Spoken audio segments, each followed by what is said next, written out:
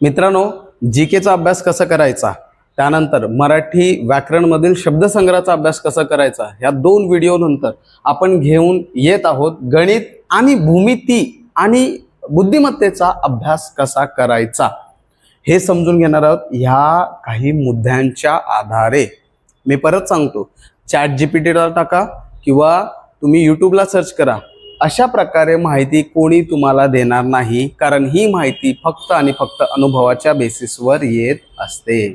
Okay, so गणित, भूमिती आणि बुद्धिमत्ता याचा अभ्यास कसा करायचा याच्यासाठी मी एकूण 7 पॉइंट काढलेले आहेत मित्रांनो।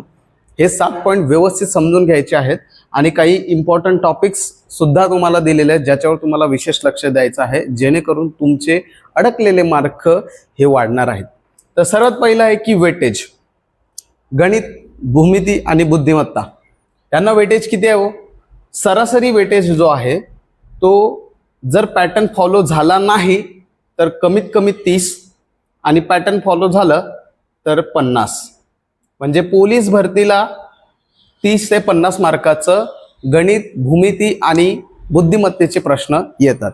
त्याच्यामध्ये गणित आणि भूमिती 25 प्रश्न आणि बुद्धिमत्ता 25 प्रश्न असा पॅटर्न असतो, जर पॅटर्न वाईज फॉलो झाला तर।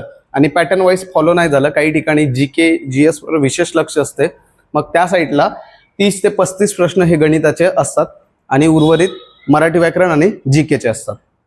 मग एवढा वेटेज आहे। वेटेज कळल्यानंतर मित्रांनो तुम्हाला सांगतो, गणित, भूमिती आणि बुद्धिमत्ता हा जो विषय आहे ना, हा हक्काचा मार्क मिळवून देणारा विषय आहे, म्हणून ह्याच्याबरोबर कॉम्प्रोमाइज करायचं नाही। जीके तुमच्या हातात नाही, शब्दसंग्रह तुमच्या हातात नाही, परंतु मराठी व्याकरण आणि गणित हे तुमच्या हातात आहे। ह्याचे जेवढे काही टॉपिक्स आहेत ना, ते सगळेच्या सगळे आपण बरोबर करू शकतो। त्याच्यामध्ये फक्त कॅरेक्टर बदलतात, गणिताची पद्धती बदलत नाही, नवीन वेगळं काहीतरी आडवं तिडवं असं विचारलं जात नाही, एखाद दुसरा अपवाद वगळता। बाकी असं आपण पाहिलेलं आहे की 50 पैकी 50 सुद्धा पोरं इथे स्कोर करतात आणि हे केलंच पाहिजे, कारण तुम्हाला सांगतो, गणित, भूमिती आणि बुद्धिमत्ताचे 50 प्रश्न, मराठी व्याकरणचे 25 प्रश्न, एकूण 75 प्रश्न तर इकडेच फिक्स होतात। मग जर ह्याला कॉम्प्रोमाइज केलं तर प्रॉब्लेम होणार, म्हणून कॉम्प्रोमाइज न करता आपल्याला पैकीच्या पैकी मार्क कसे घेता येतील समजून घेऊया। PYQ अनालिसिस का हो? PYQ का अनालिसिस करायचंय? कारण आपल्याला दोन गोष्टी याच्यातून समजायच्या। सर्वात पहिलं की कोणत्या टॉपिकवर सर्वात जास्त प्रश्न असतात, त्या टॉपिकला विशेष लक्ष द्यायचं आहे, त्या टॉपिकची विशेष तयारी करायची, कारण त्या टॉपिकमधला एक सुद्धा प्रश्न आपल्याकडून सुटता कामा नये। आणि दुसरं आहे, ह्या PYQ अनालिसिसमुळे आपल्याला काय कळतं माहिती आहे का, आपले मार्क कोणत्या टॉपिक मध्ये जात आहेत किंवा कोणता टॉपिक आपल्यासाठी हार्ड जातोय किंवा अवघड जातोय, जिथे आपले मार्क जातात, हे तुम्हाला समजणार आहे PYQ अनालिसिसवर। आता हे PYQ अनालिसिस कसे करायचे आणि कुठून करायचे हे मी पुढे सांगतो। पुढे 2-3 पॉइंट आहेत, जबरदस्त पॉइंट आहेत। ओके, सो PYQ अनालिसिस खूप खूप खूप महत्वाचे आहेत। कमीत कमी गेल्या 3 ते 5 वर्षाचे PYQ तुम्ही अनालिसिस केलंच पाहिजे, एनी हाव। कळलं? त्याशिवाय तुम्हाला गणिताची व्हॅल्यू कळणार नाही। नेक्स्ट आहे महत्वाचे विषय। हेच महत्वाचे विषय आहेत। सर्वात महत्वाचा विषय आहे संख्याशास्त्र। संख्याशास्त्र हा तुम्हाला बुद्धिमत्तेमध्ये पण दिसतोय आणि गणितामध्ये पण दिसतोय। संख्याशास्त्रामध्ये एकूण 14 ते 15 टॉपिक्स आहेत आणि एकमेकांना को लिंक करतात। म्हणजे जर तुम्ही संख्याशास्त्रावर जर चांगली कमांड मिळवली ना, मी पुढे बघा कुठले टॉपिक लिहिलेले आहेत नाही, गणिताचे 15-16 टॉपिक्स आहेत, बुद्धिमत्ताचे 15-16 टॉपिक्स आहेत, परंतु जर तुम्ही ह्याला परफेक्ट केलं ना तर बाकीचे सर्व टॉपिक व्यवस्थित जातात। फक्त अडचण आपल्याला या टॉपिक्सवर येतात, हे मी इकडे लिहिलेले आहे, त्याच्यावर आपण बोलूया। पण संख्याशास्त्रामध्ये 14 ते 15 टॉपिक आहेत। घातांक आहे, वर्ग आहे, सरासरी आहे, त्यानंतर श्रेणी आहे, त्यानंतर समसंख्या आहे, विषम संख्या आहे, मूळ संख्या आहे, त्रिकोणी संख्या आहे, घन आहे, वर्ग आहे, घातांक आहे, म्हणजे असे सगळे मिळून लसावी मसावी वगैरे मिळून 14 ते 15 टॉपिक फक्त संख्याशास्त्रावर आहे। आणि जर तुम्ही संख्याशास्त्रावर चांगली कमांड मिळवली ना मित्रांनो, तुम्हाला बाकी सगळे टॉपिक्स अगदी तंतोतंत जुळणार. म्हणजे तुमचं काय होणार माहिती आहे का, बेसिक इकडे स्ट्रॉंग होणार. आणि एकदा बेसिक स्ट्रॉंग झालं तर गणित बुद्धिमत्तेमध्ये तुमचे मार्क जाणारच नाही. म्हणून सर्वात पहिलं ह्या टॉपिकला व्यवस्थित करून घ्या. नेक्स्ट आहे, सर्वात जास्त मी ऐकलेलं आहे की बोट आणि प्रवाहामध्ये मुलांचे मार्क जातात, तर ह्याला तुम्हाला परफेक्ट करायचं आहे. नेक्स्ट आहे चक्रवाढ व्याज. सरळ व्याज जमतो, चक्रवाढ व्याजमध्ये मार्क जातात, कारण त्याच्यामध्ये थोडंसं अवघड टॉपिक्स आणि टाईप्स आहेत, ते जमत नाही. समीकरण, आता समीकरण काही लोकांना व्यवस्थित जमतात तर काही लोकांना अजिबात जमत नाही. मला तर अजिबात जमत नव्हते. मग मी त्याच्यावर क्लासच्या माध्यमातून कमांड मिळवली आणि समीकरणांना चांगलं केलं. समीकरणाचा फायदा आहे ना, बऱ्याच वेळा आपल्याला ते काळकाम वेग, रेल्वे, पाण्याची टाकी ह्याच्यासाठी खूप मदत होते. मग ज्याच्या समीकरणावर चांगली पकड असेल ना, त्याला ते टॉपिक्स व्यवस्थित जमतात. नेक्स्ट आहे भूमिती. भूमिती हा विषय तुम्ही पुस्तकातून करूच शकत नाही, गॅरंटी आहे. पुस्तकातून होतच नाही, कारण पुस्तकातून ते समजतच नाही. थोडं काही जे सोपे गोष्टी आहेत ते समजतील, पण ज्याचे पुढचे टॉपिक्स आहेत ना, म्हणजे टाईप्स आहेत ना, ते समजत नाहीये. आणि वयवारी संदर्भात पण तसं आहे, सोपे टाईप्स जमतात, अवघड टाईप जमत नाही. ऍक्च्युली सोपे टाईप्स आणि अवघड टाईप्स ह्यामध्ये सगळ्या विषयामध्ये प्रॉब्लेम आहे. सगळे टॉपिक घ्या तुम्ही, सोपे पहिले 7 ते 10 टाईप्स तुम्हाला व्यवस्थित जमतील. 10च्या पुढचे टाईप्स म्हणजे 12वा टाईप, 13वा टाईप, 14वा टाईप आणि त्याच्या पुढील हे टाईप्स जमत नाही. ह्याच्यासाठी आणि हे टॉपिक सॉल्व करण्यासाठी आपल्याला क्लासची मदत घ्यावीच लागते मित्रांनो, घ्यावीच लागते. मी स्वतः घेतलेलं आहे. म्हणजे एवढ्या वर्षात फेल झालो का, तर मार्क वाढत नव्हते, कुठेतरी मार्क कमी पडत होते. मग आपल्याला यंदा सक्सेस पाहिजे एनी हाव, यासाठी मी काय केलं, एक क्लास लावला आणि तुम्हाला सांगतो इतकं जबरदस्त माझा परफॉर्मन्स झाला. गणितात माझे असे पण समजा 50 प्रश्न गणिताचे आले तर मी सहज 43+ घेत होतो. पण आपलं एकच होतं की बाबा आपल्याला आहेत ना, समजा 43 आले तर 7 चुकतात, ते 7 पण चुकू नये यासाठी मी क्लास केला होता. आलं लक्षात? क्लास करणं ही काळाची गरज आहे मित्रांनो, हे वारंवार सांगतो. तुम्ही सेल्फ तयारी करा, त्यात काही शंका नाही. पण जर 1000 रुपयाच्या आतमध्येच बोलतोय, जास्त पण नाही, वर्षभर जर तुमची चांगली तयारी होत असेल आणि तुमच्या हक्काचे 50 मार्क तुमच्या खिशात सेफ होत असतील तर कॉम्प्रोमाइज करू नका. आपण 2 दिवस हॉटेलला जाऊन किंवा इतर जाऊन 800 ते 1000 रुपये सहज उडवतो.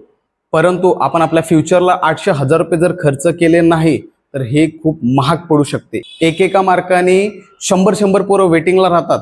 आलं का लक्षात? आणि वेटिंगला राहणं म्हणजे संपूर्ण वर्ष बर्बाद होणे, परत शून्यापासून तयारी करावी लागते वर्षभर.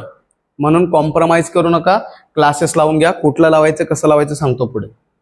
महत्वाचे विषय समजून गेले. रेफरन्स मटेरियल वापरावं लागेल. मार्केटमध्ये भरपूर सारे रेफरन्स मटेरियल आहेत, मग सगळे घ्यायचे नाहीत. सर्वात सोपं आणि सर्वात मस्त ते आहे नितीन महाले सरांचं पुस्तक. ते पुस्तक घ्यायचं आणि तुम्ही व्यवस्थित अभ्यास करू शकता. त्यानंतर तुम्हाला PYQ अनालिसिस करण्यासाठी पोलीस भरती ग्रंथ हे घ्यावंच लागेल. आणि मिक्स प्रॅक्टिस करण्यासाठी तुम्हाला काय घ्यावं लागणार आहे, नोबेलचे 26,500 किंवा पांढरा घोडा हे तुम्हाला घ्यावं लागणार. म्हणजे इकडे आपल्याला किती पुस्तकं घ्यायची आहेत, तर सर्वात पहिलं तुम्हाला घ्यायचं आहे नितीन महाले सरांचं कोकिळा प्रकाशन. दुसरं पुस्तक आहे काळा घोडा. आणि तिसरं पुस्तक आहे, एकतर 26,000 घ्या नोबेलचा किंवा मग घ्या पांढरा घोडा. म्हणजेच काय, तर ही 3 प्रकारची पुस्तकं तुम्हाला कंपल्सरी मॅथ्स साठी घ्यावेच लागतील. आलं लक्षात? हे 3 पुस्तकं तुमचे मॅथ्स, भूमिती आणि बुद्धिमत्ता सगळं कव्हर करते. नेक्स्ट आहे मित्रांनो, क्लास कोणतं लावायचं. बघा मित्रांनो, क्लास का लावायचं मी परत सांगतो. क्लास लावायचा आहे no compromise with 50 marks. 50 mark बरोबर कॉम्प्रोमाइज करायचं नाही. आणि हे जे अडलेले जे आपले टॉपिक्स असतात किंवा प्रत्येक घटकामध्ये 13, 14, 15वा जो टाईप असतो ना, तो कोणी सांगत नाही. ना कोणी मित्र सांगत, ना कोणी मार्गदर्शक सांगत, ना कोणीच सांगत नाही. फ्रीमध्ये तो कोणीच सांगत नाही. आलं लक्षात? मग त्यासाठी आपल्याला क्लास लावणं गरजेचं आहे. आता मार्केटमध्ये भरपूर सारे ऑनलाईन आणि ऑफलाईन क्लासेस आहेत. पण ऑफलाईन क्लासेसमध्ये प्रॉब्लेम काय होते, त्यांचा जो टायमिंग असतो ते खूप टायमिंग जास्त जाते, त्यानंतर भरपूर साऱ्या गोष्टी त्याच्यामध्ये राहून जातात, खूप सारे डाऊट जे असतात ते सुद्धा राहून जातात आणि एखाद वेळेला तुम्ही ॲब्सेंट पडले समजा क्लासला तर मग ते पुढे पुढे शिकवत जातात आणि तुम्ही मागे मागे राहत जातात. त्यापेक्षा ऑनलाईन क्लास आपल्याला बेटर पडते.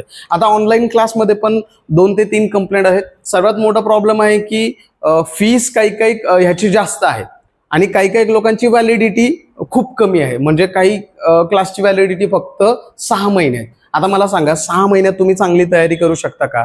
नाही करू शकत, कारण पोर्शन कव्हर करता करता 6 महिने जाणार. मग रिव्हिजन कधी करणार, प्रॅक्टिस कधी करणार? आणि आपली पोलीस भरती ही जर थोडं पुढे गेली किंवा पुढे मागे जरी झाली मग नंतर रिव्हिजनसाठी काय फास्ट ट्रॅक बॅच लावणार पुन्हा, म्हणजे अजून एकदा पैसे खर्च करणार नाही. मग कमी पैशामध्ये व्यवस्थितरित्या वर्षभर चांगली तयारी व्हावी आणि अनलिमिटेड व्ह्यूज मध्ये व्हावी, जेणेकरून आपली वारंवार रिव्हिजन झाली पाहिजे. असं मी बॅचचा रिव्ह्यू केलेला आहे अमोल पाटील सरांचं, आणि बॅच तुम्हाला सांगतो एवढं तुफान प्रतिसाद आहे ना. फक्त युट्यूबला जा आणि नुसतं अमोल पाटील सर सांगा, एवढे फ्रीमध्ये त्यांनी कंटेंट उपलब्ध करून दिले आहेत ना की तुम्हाला क्लासची गरजच पडत नाही. अलग लक्षात, तुम्हाला क्लासची गरजच पडणार नाही, एवढं फ्री कंटेंट आहे. परंतु क्लास का लावायचा? कारण भरपूर अशा गोष्टी आहेत ज्या राहून जात आहेत, त्या राहू नये त्यासाठी क्लास लावायचा आहे. आणि क्लास पण जास्त महाग नाही.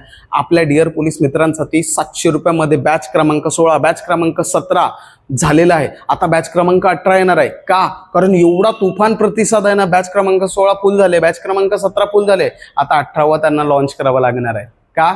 विश्वास आणि कॉन्टेंट, क्वालिटी कॉन्टेंट आहे. तुम्ही नुसतं युट्यूबला जाऊन पहा, दुसरं तुम्हाला कोणाचे क्लास लावायची गरजच पडणार नाही.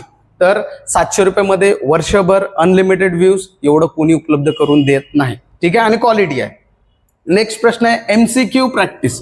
मित्रांनो बघा, आता एवढं तुम्ही सगळं केलं आणि MCQ जर प्रॅक्टिस केली नाही ना तर काय अर्थ नाही, कारण तुम्हाला वारंवार प्रॅक्टिस करावी लागणार. जो काही तुम्ही घटक शिकून घेतलेला आहे, समजून घेतलेला आहे, त्याची तुम्हाला टेस्ट द्यावी लागेल. तर कुठले शिक्षक तुम्हाला हे टेस्ट उपलब्ध करून देतात का ते पाहायचं आणि ते क्लासेस लावायचे. किंवा कुठेही जिथून तुम्हाला टेस्ट मिळतील फक्त गणित, भूमिती आणि बुद्धिमत्तेचे, तर ते टेस्ट लावायचे आणि त्याची विशेष प्रॅक्टिस करायची. कारण practice makes a man perfect. Practice शिवाय काही होऊ शकत नाही. आता सर्वात महत्वाचा, very very very important point आहे तो म्हणजे ऑड क्वेश्चन बुक. मित्रांनो, हे सगळं करत असताना आपल्याला आहे ना भरपूर सारे प्रश्न अडतात. मी माझ्या प्रॅक्टिसच्या तयारी दरम्यान काय केलं होतं माहिती आहे का? एक वही तयार केली होती 200 पानाची. मी काय करायचो, जेवढे प्रश्न सोडवलेले आहेत त्यापैकी जे प्रश्न आपल्याला सोडवायला हार्ड जातात किंवा जमत नाही किंवा भविष्यात मी विसरीन किंवा भविष्यात ते लक्षात ठेवणं माझ्यासाठी गरजेचं आहे, असे सगळे प्रश्न माझ्या त्या बुकमध्ये नोट असायचे. समजलं? म्हणजे काय, सगळे प्रश्न लिहत नाही बसायचं.